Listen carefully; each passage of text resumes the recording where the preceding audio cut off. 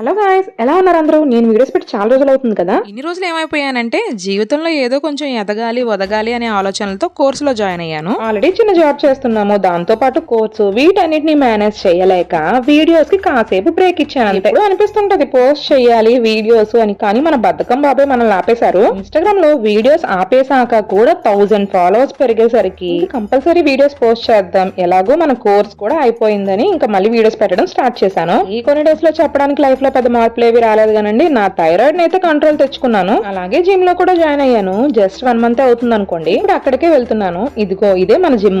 ఒక రోజు ఎగ్గొట్టి 2 రోజులు వెళ్ళి పర్లేదు బానే వెళ్తున్నాను. నేను పుణ్యమా అని నా థైరాయిడ్ అయితే కంట్రోల్ లోకి వచ్చింది. వెయిట్ మాత్రం అక్కడక్కడే కొట్టుమిట్టాడుతుంది, బట్ ఓకే, హెల్తీగా ఉంటే చాలు. ఫైనల్ గా చూసారా నేను ఎంత చెమటలు చిందిస్తున్నాను. మార్నింగ్ చియా సీడ్స్ వాటర్ తాగలేదు, జిమ్ నుంచి వచ్చాక దాన్ని తాగేసా.